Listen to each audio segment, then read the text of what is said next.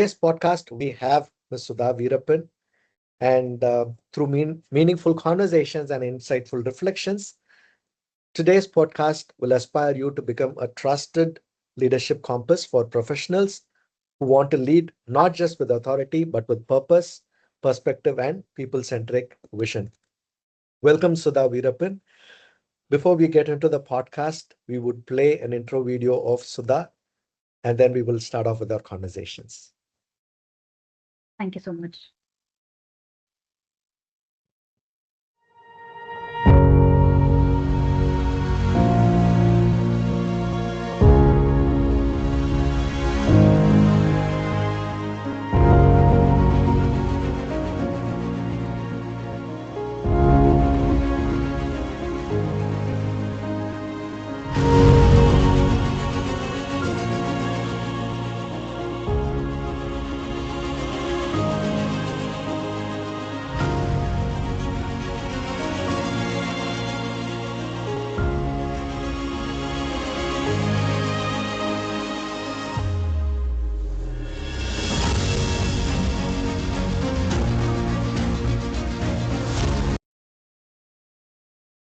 That's a quick intro about Sudha. Uh, a little more about her profile. Sudha comes with a little over 2 decades of experience in HR, and from her early days at Satyam Cinemas to retail with Reliance Industries and with Cognizant, she has seen HR in its traditional form, that is, recruitment, operations, and employee relations. Today, with over 2 decades of experience, Sudha is the head of people and culture at Buddy AI, a US headquartered health tech company where she drives people strategy for fast scaling and high impact organization. Uh, and if there's one thing that Sudha is known for, she doesn't believe to playing safe. She's known for her straight talking, bold leadership style, balanced with empathy and deep people insight. Whether it's implementing structured performance frameworks, handling tough organization decisions, or crafting sharp internal communication, Sudha brings both clarity and courage to the table. Beyond her corporate role, Sudha actively contributes to the HR community through thought leadership, training sessions, and speaking engagements, often bringing in real time stories, humor, and practical framework that resonates with both young professional and seasoned leaders. And today, we're going to explore that lens further through a conversation on leadership, engagement, and what truly drives both inside the organization. Welcome, Sudha, once again. Thank you so much, Dr. Arun. I'm very happy and grateful to be part of this podcast today with Sapient HR, and I'm very glad that it happens to be with Dr. Arun. I've met him in a couple of occasions. We've had amazing conversations. So the relationship has further come into this um, podcast as well. So I'm looking forward for today's conversation. And about the topic, leadership and engagement, I'm very happy this topic was chosen today because you can't see leadership and engagement as two separate entities, right? I mean, they're not two separate topics. Um, Usually, engagement looks like a HR problem, but it's a leadership outcome. HR just measures it. So, thank you so much for having me today. It's a pleasure, Sudha. Many things that struck me when I read your profile. And one thing that outstood was that your belief in terms of people are not resources to be managed and they are environments to be built. And we hardly get to see that in most of the HR professionals. And it's really nice to see a professional with a similar kind of a mindset who drives organizations with people and culture rather than human as a resource. With that said, Sudha, how do you personally define leadership in today's workplace? Okay, I think my definition of leadership has evolved over time. Earlier in my career, I used to think leadership is all about having the right answers, having the right solutions to all the problems. in the team, driving results, and being in control. Being doing better than the other teams and being in control. And honestly, that's how still organizations look at leadership, and they define leadership to be that way. But over the years, especially after working with a lot of consulting engagements, after handling real people problems, I have come to realize and understood that the toughest part of leadership is making people decisions. So I've seen situations where everything looked great on paper, like the businesses will have strong ABPs, they have business plans in place, they will have great goals, strong targets for the year, but still there will be performance and disengagement within the teams. Conflicts were ignored, and leaders avoided tough conversations. They did not have bandwidth or the space for having a conversation with their team members. So the toughest part of leadership, I thought, was people definitions. I mean decisions. And I want to quote Simon Sinek, one of my favorite author and inspirational motivational speaker. He says, leadership is not about being in charge. Leadership is about taking care of those in your charge. I mean, taking care of those in your charge, I mean, your team members. So he also gave an example. So since I'm quoting him, I took an example from his own words. Like he went to two different hotels, both 7 stars. And in one hotel, he had an amazing experience, not because of the facilities or not because of the amenities they had. It's because of how people greeted him, spoke to him, the conversations he had with the employees there, working there. And he went across to one, I know he used to have coffee in the morning, and he went across to one of the, person who's making coffee. How do you like your job? Are you happy here? He said, I love my job and I'm very, very happy. Mind you, that person is a differently abled person. He's not, yeah. So he said, I really love this job. I've worked with Caesars earlier. That's one of the best hotels there in US. And he said, I was okay. I was working, but the managers were always observing, coming across. They'll just wait for you to make a mistake. They'll be breathing down your neck. I mean, wait for you to make a mistake and then charge you for it. So here the managers come to you and ask, are you okay? How are you doing? Do you want anything from our, not just his manager, but all the managers, all the leaders go across to him and talk to him, have a conversation. I would like to draw a reference to another example. When you're driving and somebody's sitting next to you and constantly telling you, there's a speed breaker, oh, there's a pothole, don't go inside that, take a left, take a right, constantly breathing down your neck, you definitely will make a mistake. Whereas when some friend is sitting next to you and you're listening to music, you're singing songs with them or having interesting conversations, even if there is a pothole, even if there is, you will subconsciously drive right. You won't make mistakes. So, leaders should avoid, I mean, uh, so that's one thing that I want to tell today, that leaders should focus on people, then, chasing numbers and targets. They have to take care of their people. So, Well, absolutely. I can't agree any more than the examples that you narrated.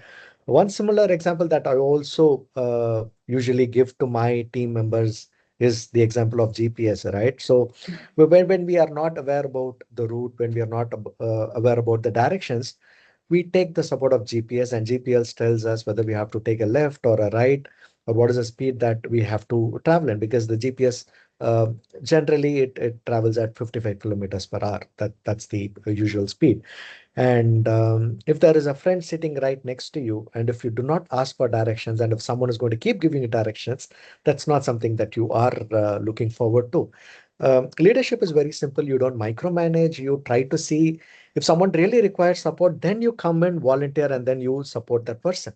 It's not that micromanaging and telling people frequently as to what, how, and when they have to do it. I totally agree with you. So, talking about mindset, you also spoke about people's emotions. So that does employee engagement mean it is beyond the surveys and scores that an organization's obtain? um, absolutely. I think engagement is one of the most misunderstood concept in organizations today. We have reduced it to scores, surveys, certification, dashboards, and sometimes, like having events celebrating festivals. Most often, our employees come and ask, "Oh, when is the next celebration? When is the next event that you're planning?" HR team and me and my team actually last 2 months back we were talking. Oh, engagement is only about that for them. I mean, nothing else more than festivals or feedback surveys. That's really bad. I mean, they look up to HR for doing only that. So it's how it's so it's not in the survey. It's how people show up every day for themselves and for the company. Like you should not go and ask someone to stretch for your team. I mean, if there is some work, some target, they should voluntarily come and take it up and not complain about stretching. And it's not going to be a everyday thing. We will come in and fix it if it's a workload. And people often don't complain about when they have workload, they don't complain about it. Only when they are not treated fairly, they come and complain. They're okay to do a task, they're okay to stretch, but so all these are the indicators whether the person is engaged with you or not. So leaders invest a lot in these initiatives. Instead, they should invest time in giving clarity, give feedback, have conversations with their team members, because you can't replace all these leadership behavior with the HR programs that we run. Right. So you don't need a survey to know if your team is engaged. You have to see whether they are taking up ownership when nobody is watching. That's my Well, take. absolutely on dot. So the again talking about employee engagement. Even now, most of the employees or even leaders for that matter, they think the fun at work and fun Fridays are the engagement part that HR needs to focus on. Ultimately, it goes way beyond the fun at work and the fun Fridays or the Monday breaking the Monday blues in the organization. It's more of how engaged the employees in terms of performance, how engaged the employees in terms of the growth, how engaged the employees with their supervisors and the team so that they can experience a better culture and the organization can create a win-win situation.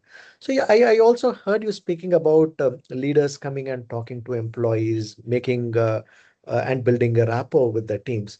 So in your perspective, how do you think the leadership and engagement in an organization is connected?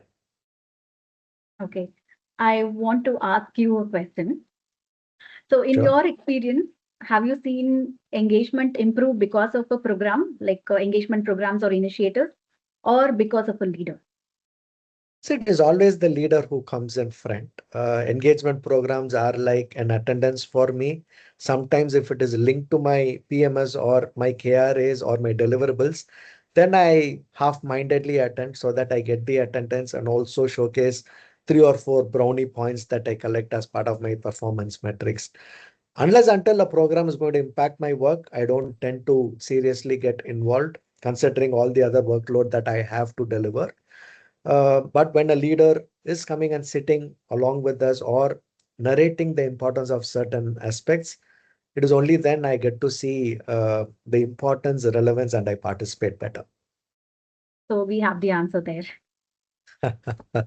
Nice. So, Anna, how are you able to bring it out into practice when you talk about leadership and engagement? Again, it is not an easy task. In one of the organizations that I worked, Sudha, to get a leader's appointment itself took time. I was not able to meet them. They say, Arun, you are there. You have a team. My team is there. You go talk to them and they will drive all the initiatives. Apparently, I strongly believe in a top bottom approach because unless until the leadership team is convinced and they want certain things to be implemented, the managers and supervisors do not completely focus.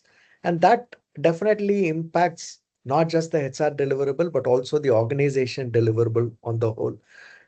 Did you have any similar challenges and how are you able to overcome that?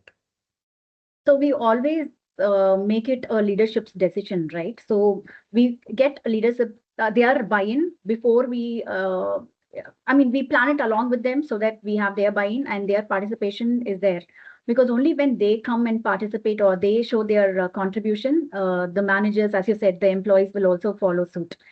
So it's important we get their buy-in and make them part of the process on the whole. Well, I mean, I just wanted to have a follow-through question to understand which behavior actually impacts from the leaders, and you have already narrated that. If I also had to share an experience that I have had, it was with a company called Omega Healthcare. The head of HR will come up with a list of activities which we can select, identify, um, come up with a pilot project, talk to the leaders, implement, see how effective it is, take corrective actions, and then take it up for the entire organization. So there, few leaders again, because of their busy schedule, because of various other deliverables that they have on their plate, found it difficult to participate. But at the end of the day, if it is a decision that is taken by HR and the business as a yes or a no, we stand with it. So it doesn't come back to us saying, hey, it was the HR's fault or it was the business's fault, right? So these are frequent fingers that keep pointing at each other when something fails, right? And talking about success story, do you really think that a strong leadership is required so that the engagement can be better? Or should HR take up the ownership in terms of driving everything? Okay. See, on a lighter note, let's say there is a lot of deliverables, there is pressure, there is a deadline. You have to submit something within those timelines, and you're coming up with some initiative, HR program, or it can be a welfare or a skill-related thing, even a training program. But the participation is going to be less, and it will not even be appreciated. They won't have time to attend, and they'll not even value it or appreciate it. So this is where the leadership is put to test. The real engagement of the employee is going to be the moment of truth. So if the leadership is weak, engagement naturally drops. Um, so that's my answer to this. So your point of view is very clear. Even though the leaders are strong in business, strong in certain areas, if they are disengaged, then there is nothing that the organization can do about in creating a win-win situation. And again, talking about disengagement, have you seen a specific habit in the leadership that frequently that you witnessed so far that has been a disengagement over the last few years? It could be intentionally or unintentionally. Um Inconsistency, not being fair. Um, so okay, there are two employees in his team, and they make the same mistakes but different reactions depending on the leader's mood, or depending on the leader's preference, on the favoritism. So I would say inconsistency and fairness will definitely disengage the employee from the tree. So we can take our own family example, right? You have another sibling, and your parents are not treating both of you equally, and giving preference to another sibling. Obviously, naturally, you'll not be bonded with the family. You'll have the rift. I mean, if you're not mature enough, you'll have a rift with the sibling, as well as you won't be well bonded with your family as well. So we have to intentionally avoid being inconsistent. I think the systems that the HR team is building will should be able to evade that. So one of the core values you're referring to is transparency and equality, which you feel would be ideal, or else it could disengage not just the team but also the entire organization. For me, it is more of planning and timely execution, because most of the time leaders consider their own personal priorities for the business, and sometimes they let go of the employee engagement as their last priority. In those cases, people feel that they are not taken care of directly and indirectly, even though they are part of it. But your points are highly valued, because if someone is not transparent and if someone is inconsistent on their behavior, that derives more negative energy, not just to the team, but to the entire organization. And talking about people in the team, how needed or important do you think is empathy in leadership when it is particular to the engagement factor? Uh, Empathy most often is underrated and seen as a not a very strong leadership skill, but it is very critical. Uh, peop- I mean, leaders with empathy, they are looked at as taken easy or taken for a ride. That's the impression everybody has. But empathy is very, very critical, because if the leaders don't understand where you come from, what your capabilities are, what your situation is, they will not be able to align. Both of you will not be able to align with each other. So a strong leader sees empathy as a key capability, and he will combine it with the depth of knowledge and the kind of questions, the quality of questions he asks. So, I mean, in my career, at least, when I have done something, some idea, and I've made it to a process, I've completed the assignment. I've had leaders, when I take it to them, I'll be thinking and preparing what are the other questions the person is going to ask. I mean, I'm scared of the questions they're going to ask. um, those leaders where listening to you completely, they will challenge you and facilitate you to think better. They won't just agree, they will facilitate, ask better questions, and make you think and come up with a solution. And even if they disagree and dismiss few of your ideas, they will give you a rationale behind those ideas. So all this is possible only because of empathy. They don't want to demotivate you, and that's why they're giving you time to give you feedback. And at the same time, a leader will be respected or valued, or even a little feared, if they have strong domain knowledge and the quality of questions they ask. So I think because that's what drives better thinking, better decisions, and ultimately better engagement. Absolutely. Again, talking about empathy and people being nice to their team, it's always taken for granted. On the other hand, I've also seen leaders who want to play the good cop, bad cop kind of a role. They always want to be the good cop and they want the HR to be the bad cop. Unintentionally, some leaders, what I've also witnessed is they do not prefer to get into a tough conversation, as you also explained earlier, because they feel if it is going to be a difficult conversation, they will end up saying yes to whatever the other person is going to ask. And they prefer taking HR alongside, where HR can keep giving that reminder saying, hey, it cannot be done. You have to say no. It is not going to happen. You have to say no. And that is where the good cop, bad cop kind of a role comes up. And I know a leader who calls me and says, hey, Arun, I know I shouldn't have done this. I've told yes to this person and I've asked him to meet you. So please talk to that person and clearly say that we cannot do that.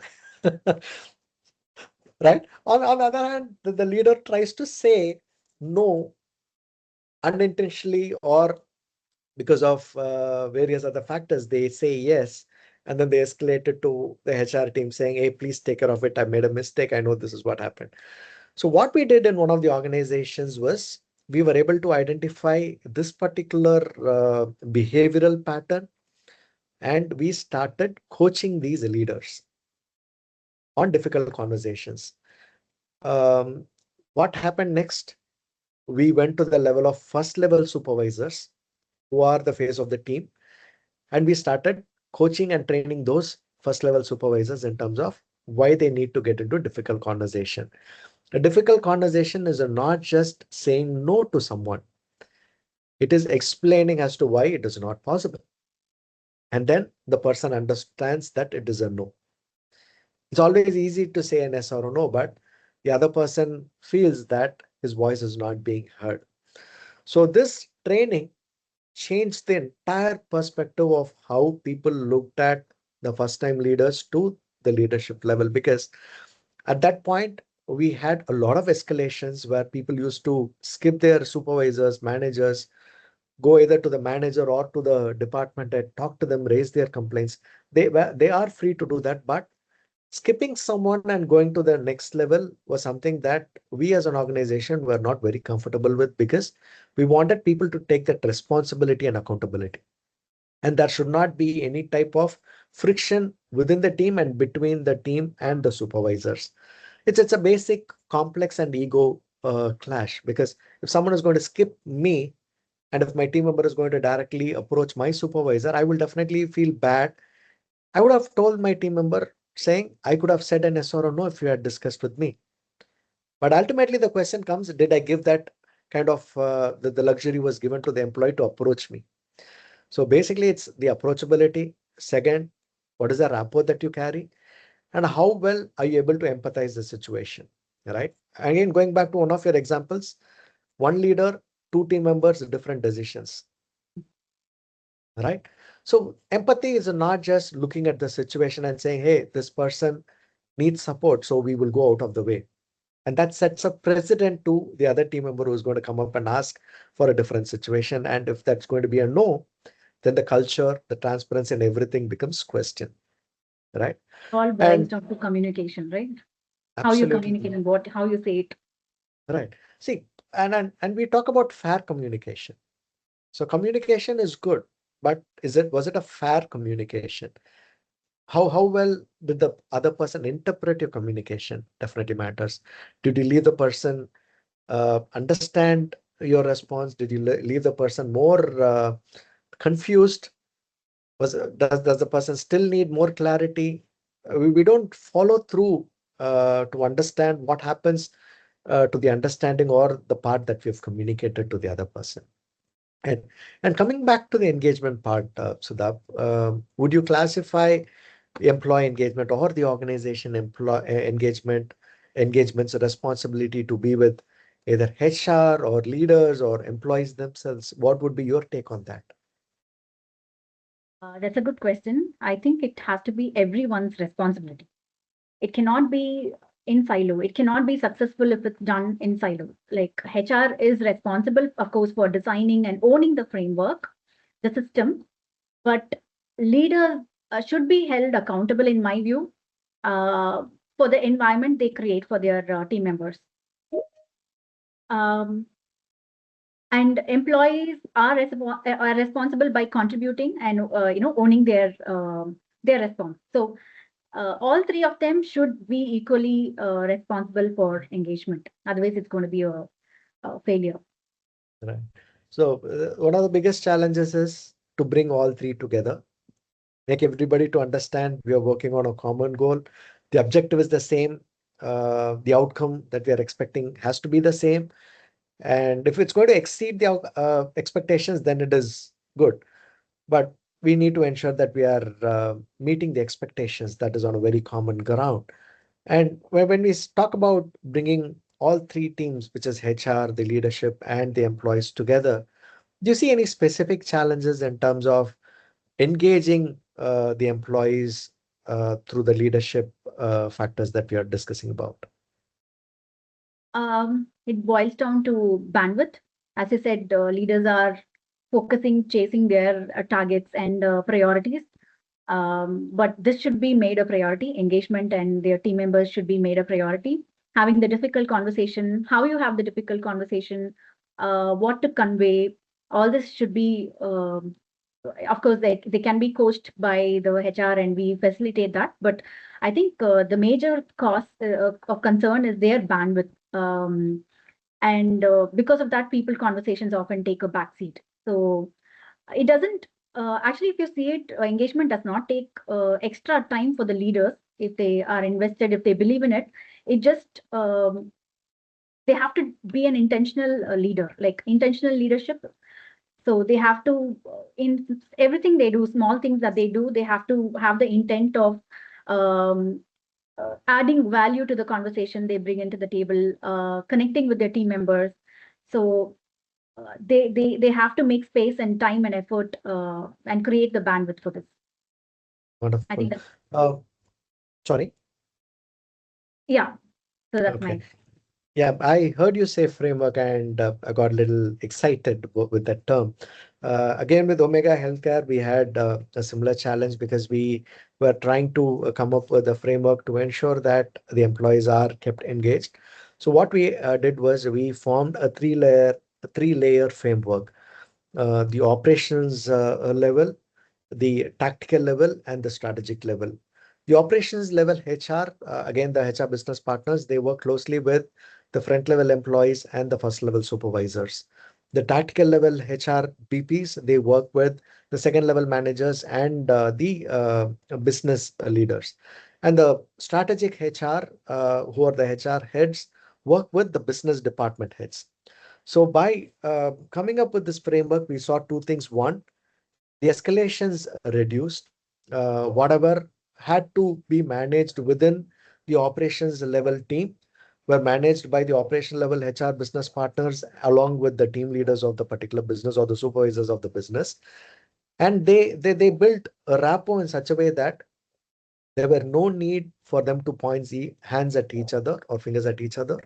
And at the same time, if someone lost or they were in the verge of not able to meet the requirements, either the HR or the operations, they came up to support, to handhold, and to make that project become successful.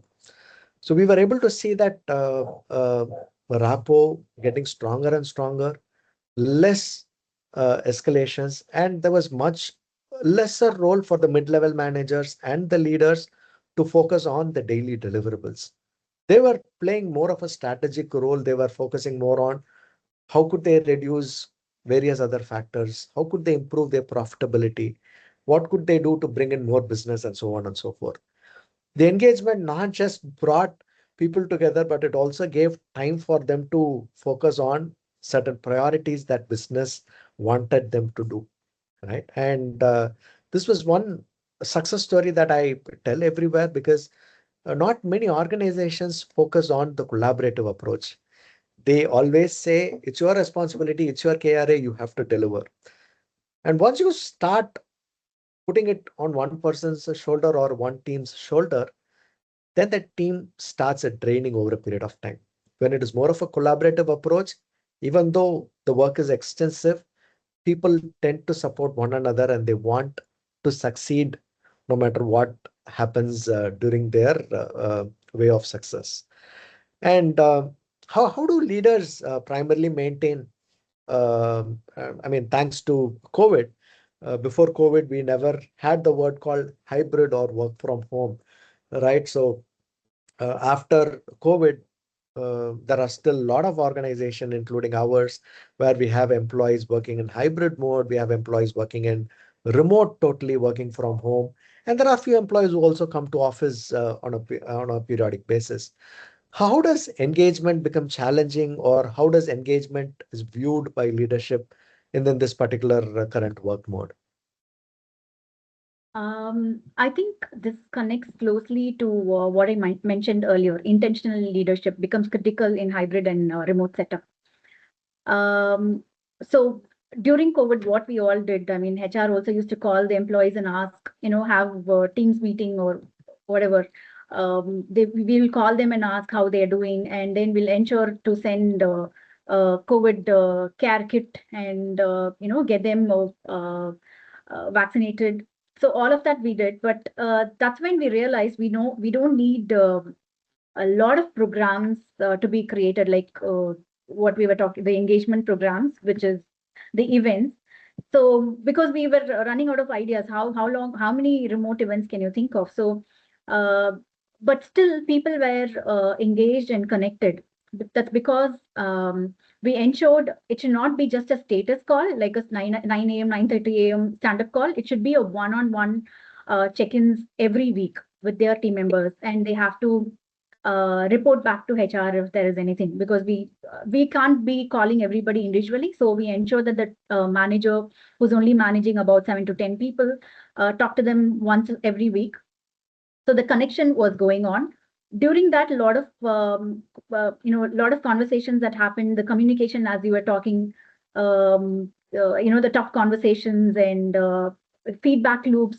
Even the work feedback loop was quicker. So no silence creeps in, and only during performance review they did not give feedback. The communication became stronger, and people were at ease, and they were discussing what exactly was expected out of them to be successful, because everybody was handling something very unknown. So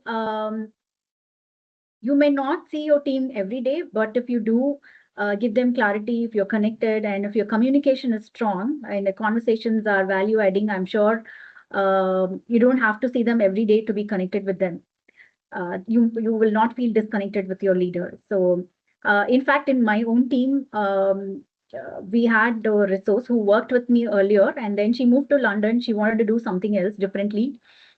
She's in the HR team, but she reached back and she said, "I want to, continue working with Buddy AI."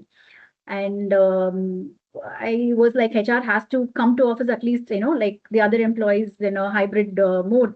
But let's see how this works out. So it's been more than 6 months, and she's working from London, and it's really working well, because people are able to connect, and she immediately comes on a video call. She's always ready to come on a video call and connect with employees. So I think it's all about physical body language and all. You're not able to see, but if you give them the space, I think you can be engaged and connected with your organization. Perfect, Sudha. Again, going back to COVID, when organizations were trying to think how could they make their employees work, um, the organization that I worked for, we thought the same, but with a different perspective or with a different lens. Um, Most of the employees did not have laptops, so we had to arrange for laptop, and that is when the founder and chairman of the company that I was working for, the company's name is String Information Services, and the founder came. I mean, he called and he asked us, Arun, how do you think our employees' children are getting their education done?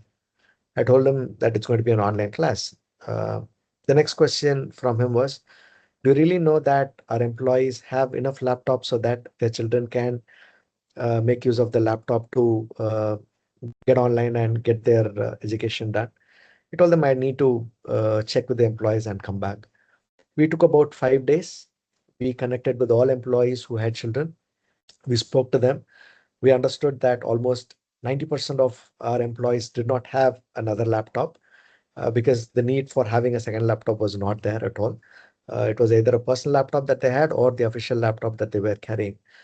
I went back with the report, the numbers. The next immediate point that he and the director of India operations told me was, we need to procure so many laptops. How are we going to do it in the next 3, 4 days?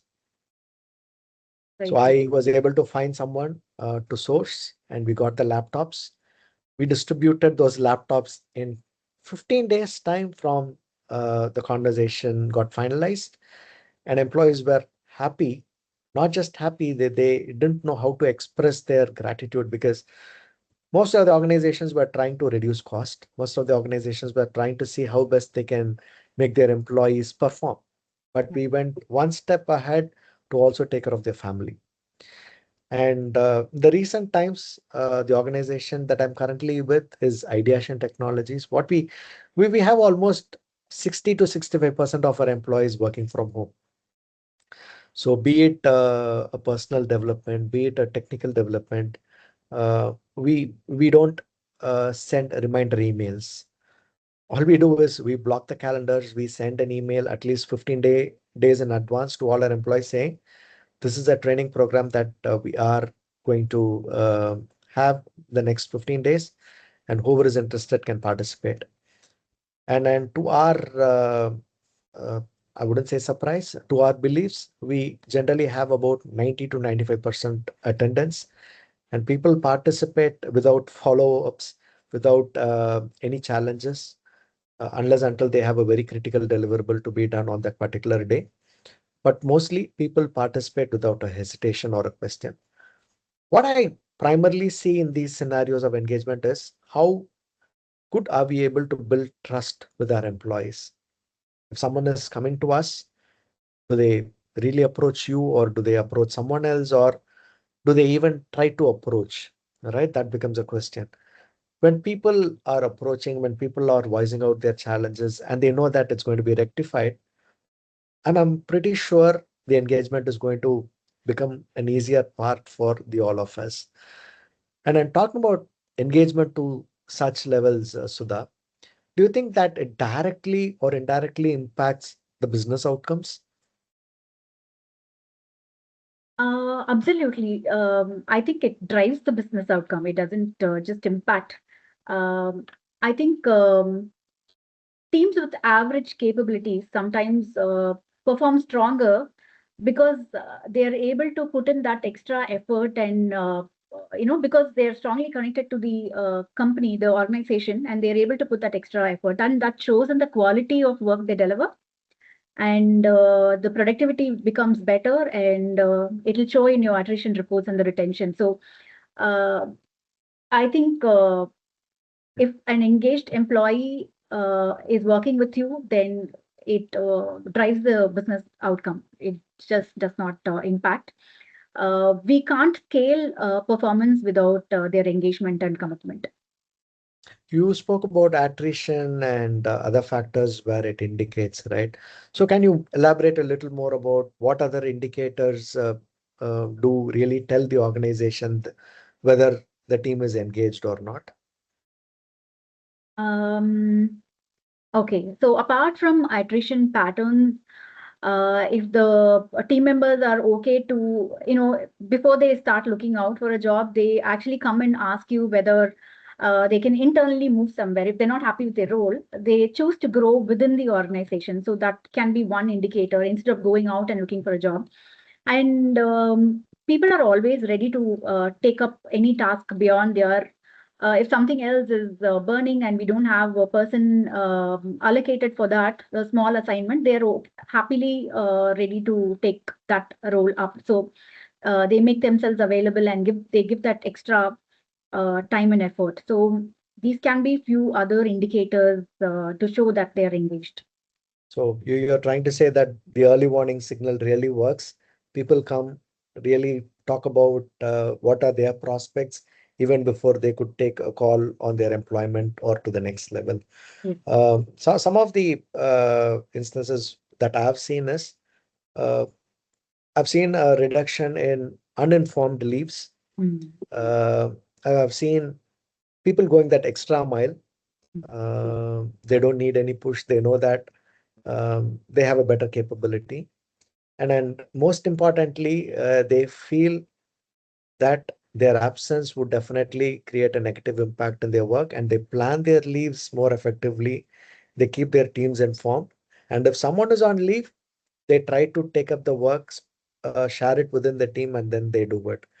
Even though so many metrics are not uh, analytically, um, I would say, shown in Measurable. the dashboards or discussed, these factors, I strongly believe that every organization should have it as part of their HR metric rather than just having number of attritions, number of absenteeism, number hired, and a more detail of what the culture is in the organization.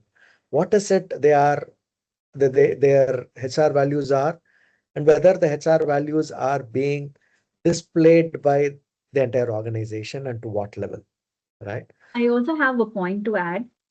The number of initiative one takes, right? It's only when they're engaged with the company, they come up with a lot of ideas and the initiatives. And when there's something wrong in the company, they are the first ones to come and flag it. Or if there's an issue, they don't like it, they want to like solve it instead of going and reporting it somewhere. They come and talk to the management to try and solve it.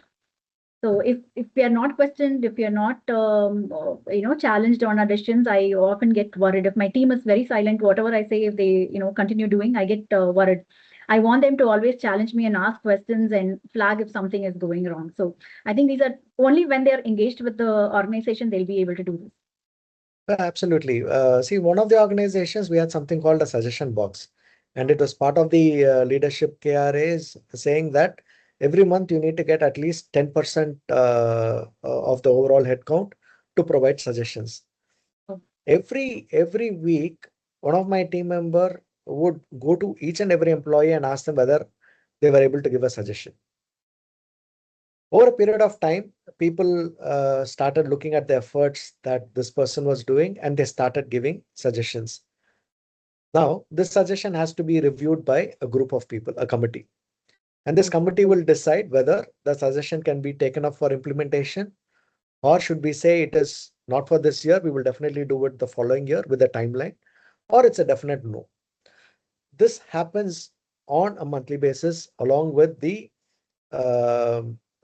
business meeting that we have with all the employees. So every month, this particular organization used to conduct business meetings where the business head will come and say, what was our earning for that particular month? Where did we lose? What was the quality issues? And how did the customers respond for that particular month's deliverables? And how many suggestions we took up and how many suggestions were put on hold and which were not taken up.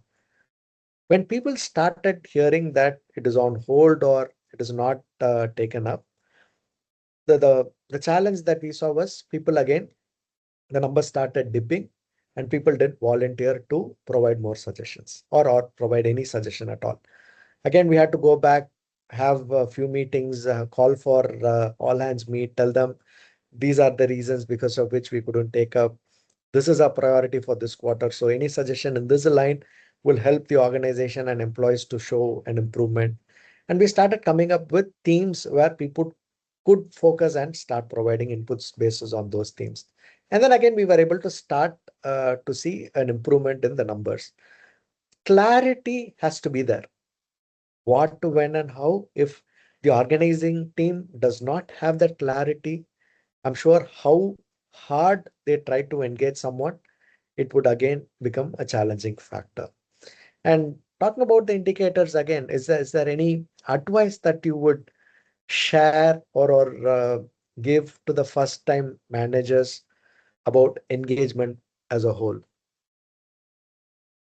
For the first time, actually, I pity the middle management because they have to take the pressure from the top and also take the impact from both sides, from the employees as well as from the top. So they are the first aid. I call them the first aid box. The number of first aids come to you, and then they try to fix it. If it doesn't get fixed, then the surgery happens at the next level. Anyway, uh, so and advice to the first time managers about engagement: stop trying to be liked, because in the event of trying to be liked, you will not give uh, critical feedback to your team members. So stop trying to be liked, focus on being respected. And as Dr. Arun beautifully said, clarity is very important. And intentional leadership, I want to reiterate on this point: make time and space to connect with your team members. So uh, you will get a lot of insights from your team members. So absolutely. Most of the time, as you said, they try to connect with the team members to criticize on their performance. That's the only thing that they like to do. And I mean, as a not just as a CPO, Chief People Officer, but also on being as an employee, I always tell a supervisor or a manager to feel free to criticize the performance and not the performer, right? The performer has the ability to scale up, performer has the ability to do much better work than what they are currently doing. But if you start to criticize their performance, they would understand their ability to do better. What ideally happens is we try to criticize the person and they take it personally, and that's when the engagement becomes disengaged. And so that if you had to recommend one simple practice that leaders should start from tomorrow, what would that be in particular? Um, I would say art of elicitation. I learned this when I started out. I started my career in hiring, recruitment, and we had to do HR discussions with, during interviews for candidates. And I will always, find out all their. They don't have to write their strengths or weakness, or what are the areas that are, I mean, we have to be cautious about the personality. Everything will come out during the discussion with me, because I give them the comfortable space. I mean, make them very comfortable and approachable so that they talk everything and anything to me. There are a few questions we are not supposed to ask people, but everything will come out during the assessment, I mean, the discussion, and we can take an informed decision.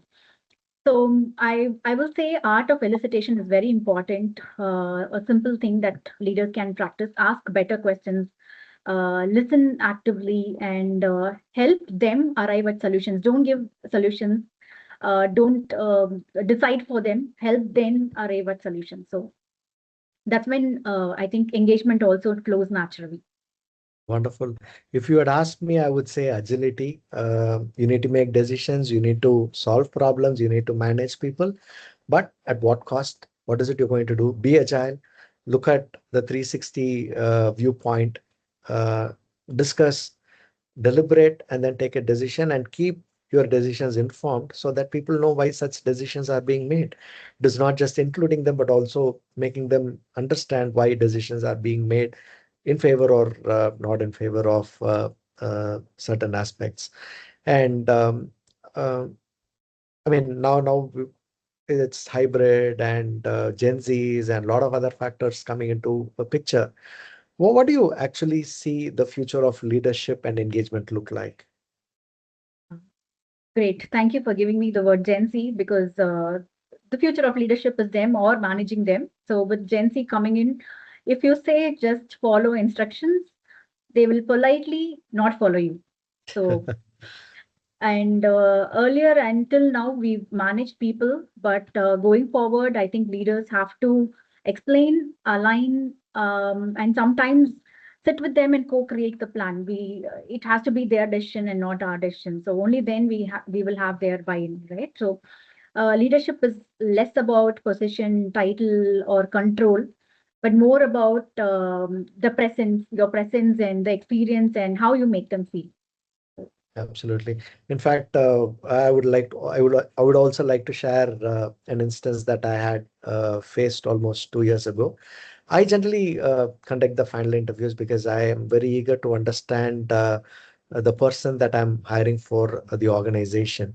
So, as part of my final interview with the current organization, that is Ideation, I had this one candidate whom we were looking up for the UI UX designer role. This guy has got fantastic technical assessment scores. The interviewer was also given good remarks about the candidate. And when I met him for the final round, there were a few questions that I asked, and he said, I'm going to be here only for 6 months. I Mm. was surprised, shocked, and I wasn't expecting that response from him because I was about to say, go ahead and offer. When this point came up, I was like, okay, did I hear you right? Mentioning that you want to be here only for 6 months. He said, yes. Then I was a little curious. I asked him, what made you to say that you want to be here only for 6 months? Then he said, I want to be open. I want to be transparent. I have few personal commitments and I want certain things to happen in my life for the next 6 months so that I can have my career built from there on. I was again curious and eager. I asked him, what is it that you want to do after 6 months? He said, I want to become a .NET developer. Then I asked him, why did you apply for the UI UX role? He said, no, I need a job right now. I need to buy a laptop. And once I buy a laptop, I would start learning the particular program and then I would look out for a job. He was very confident about that. Um, I asked the recruiter to offer him. The next step Mm. was I spoke to the business head. I told him, hey, this is the situation. Let him perform. We will see how he performs for the first 2 months. The third month, if he's able to show some kind of a consistency, then we would ask him to partly take up .NET course within our organization, right? The department head agreed without a hesitation, got the required approvals. He was a consistent performer. The third month, I called him and we told him that now that you're looking for an opportunity, we would try to see if we can fit you in the same organization and you can start learning .NET from this particular month. He was happy. Along with his regular work, he also spent time to learn .NET. The person who said he's going to leave in 6 months, he's still there. It's been almost 18 months for him with the organization. He's so happy because he was able to follow his passion. He was able to achieve certain commitments that he had personally. The only reason that I felt was we were able to listen to his requirements, what he wanted to do. And there was a team that was following up closely to see whether he was able to achieve the required targets in his role. Was he committed? Was he consistent? And how engaged can we keep him in his role along with the learning part? So this engagement not just gave me to retain someone, but also made someone to continue with the organization, knowing that he's going to achieve his career aspirations. Right? I have a question there. Sure. So you started looking for another person immediately for UI UX? No, Your no, hiring efforts continued, we or took about 3-4 months time because the candidate was so confident that he's going to do that. At the same time, he's got good scores. We do a lot of technical assessments. We give them few pilot projects for them to do the UI UX part. And only when we are close to 90-95% confident do we even take the candidate for the final interview. So this candidate being so strong, we know that he's going to be there at least for 6 months for the salary that he wants to earn. He's not a, it was the first job that he's getting into. The other factor was he was confident that he's going to get into .NET. So it was only at the 4th month we started looking out for a candidate for the UI UX role. And yeah, we don't see much of these instances frequently because either the person hides what their career aspirations are because they feel if they say it out loud, people might take it in a different sense and they would lose the opportunity. And even if they voice out, some organizations don't go to the extent of engaging the person to a such broader level. Um, so I these think are that's where yours is play an important role. Human skills. absolutely, you're right.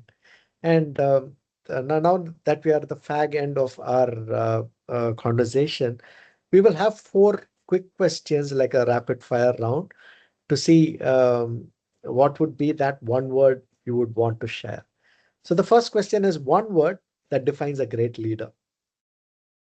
I have spoken about all the other C's, clarity, communication, connection, and all that. I would say courage here because lead. I mean, can I go ahead and give you explanation as well? Sure, sure, definitely.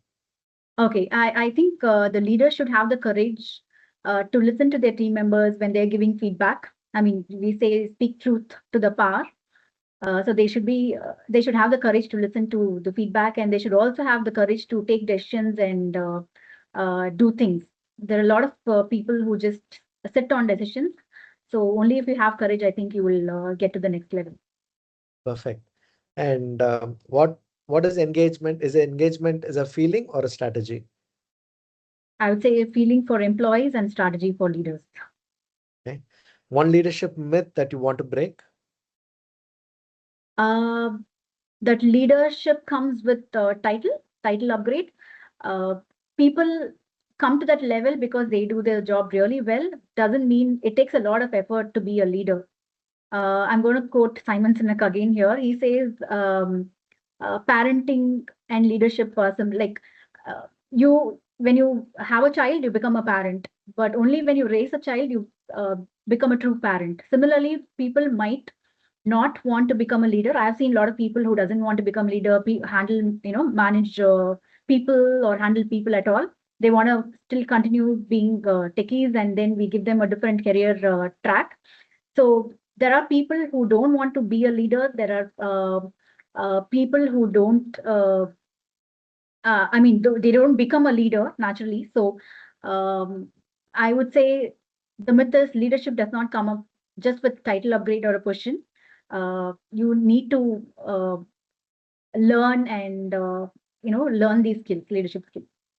Wonderful, wonderful.